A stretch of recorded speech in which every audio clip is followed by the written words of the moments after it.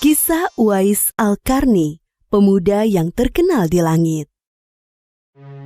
Kisah ini bercerita tentang seorang pemuda bernama Uwais Al-Qarni yang hidup pada zaman Nabi Muhammad SAW. Nama Al-Qarni yang disematkan padanya memiliki arti yang dalam bahasa Arab, penghuni langit. Melalui kisah ini kita akan mengetahui siapakah sosok Uwais yang namanya sangat terkenal sampai ke langit. Ternyata hal ini terjadi karena ketaatan Uwais kepada ibunya. Uwais adalah seorang pemuda yang berasal dari negeri Yaman. Sejak lahir, ia memiliki penyakit sopak, timbul bercak-bercak putih di seluruh badan. Uwais adalah pemuda yang soleh dan giat bekerja. Sehari-hari ia mengembala domba milik para tetangga untuk memenuhi kebutuhan hidup. Uwais tinggal berdua dengan ibunya yang lumpuh dan buta. Walaupun hidup miskin, Uwais selalu bersyukur dan sangat menyayangi ibunya. Ia selalu berusaha memenuhi segala permintaan sang ibu. Uwais anakku, kemarilah sebentar nak. Baik ibu, apakah ada yang engkau butuhkan? Anakku sayang, mungkin hidup ibu sudah tak akan lama lagi. Ada satu keinginan ibu yang ingin sekali terwujud. Jangan berkata seperti itu ibu. Katakan padaku, apa permintaan ibu itu? Sebelum saat itu tiba, ibu ingin melaksanakan haji. Mendengar perkataan ibunya, Uwais hanya termenung sambil berpikir. Aku sangat ingin mewujudkan permintaan ibu. Mohon ibu bersabar sampai saat itu tiba. Aku akan mencari cara agar kita bisa pergi ke Mekah untuk melaksanakan ibadah haji. Oh, terima kasih nak. Ibu Uwais sangat bahagia dan memeluk Uwais sampai menangis. Ya Allah, bagaimana cara hamba membawa ibu hamba yang lumpuh dan buta untuk pergi ke Mekah?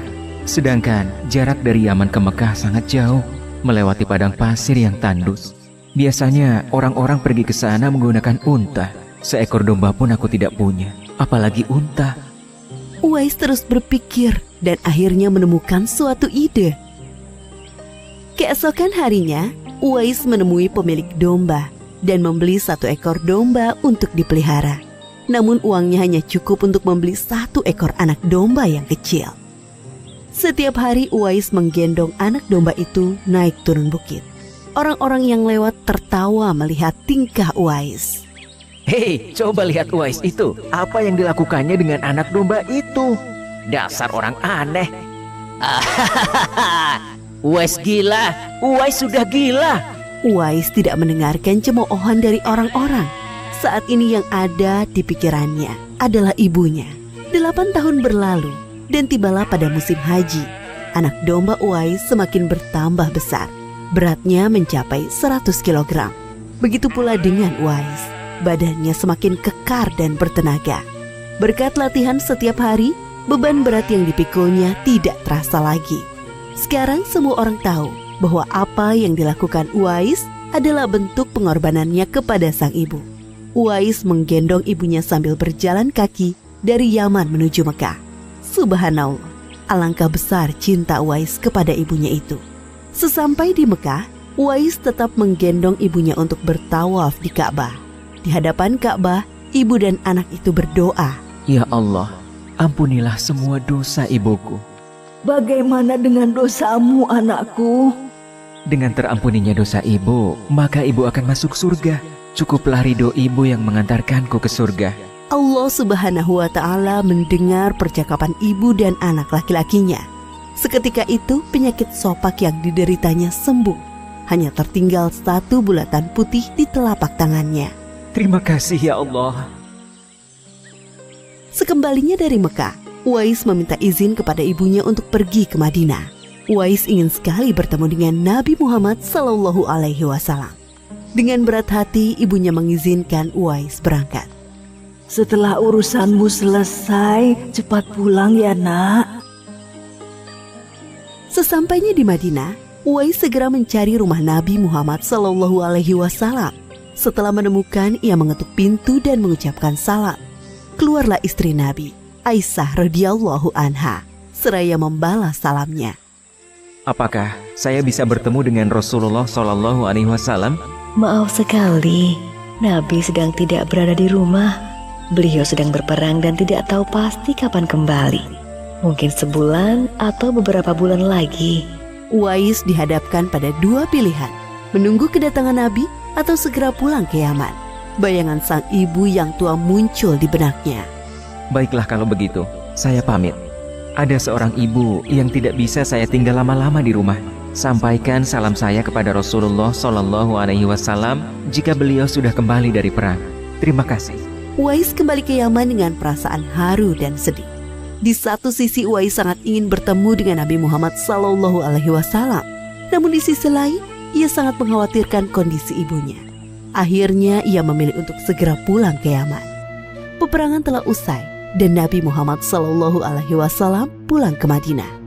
Aisyah radhiyallahu anha menceritakan perihal pemuda yang mencari beliau. Nabi mengatakan bahwa Uwais adalah pemuda yang sangat taat kepada ibunya. Karena ketaatan kepada ibunya itu, nama Uwais sangat terkenal di kalangan penduduk langit. Seperti yang tersebut dalam hadis Sahih Muslim Syarah An-Nawawi nomor 2542, dikatakan bahwa sebaik-baiknya tabi'in adalah Uwais Al-Qarni. Saat Nabi Muhammad SAW berbincang-bincang dengan Umar bin Khattab dan Ali bin Abi Thalib, beliau menceritakan tentang sosok Uwais. Apabila kalian bertemu dengan Uwais, mintalah doa dan istighfar kepadanya. Dia adalah penghuni langit. Perhatikan di telapak tangannya ada tanda berwarna putih. Dulu sejak lahir ia menderita penyakit sobak. Namun atas kesalehan dan ketaatan kepada ibunya, Allah Subhanahu wa Ta'ala menyembuhkan penyakitnya. Sampai pada akhir kematian Uwais, terjadi hal yang menggemparkan. Banyak sekali orang yang hadir mengurus pemakamannya. Orang-orang itu adalah penduduk langit yang dikirim oleh Allah Subhanahu wa Ta'ala. Subhanallah, Maha Suci Allah, sungguh mulia sosok Uwais ini. Demikianlah kisah Uwais Al-Qarni, pemuda yang namanya terkenal di langit. Karena ketaatan pada ibunya, Allah Subhanahu wa Ta'ala meninggikan derajatnya. Dalam kisah ini dapat kita ambil pelajaran berharga bahwa kita harus berbakti kepada orang tua. Semoga kisah Uwais Al-Qarni ini menjadi pengingat agar kita selalu mendoakan kedua orang tua di setiap waktu dan menambah ketaatan kepada mereka.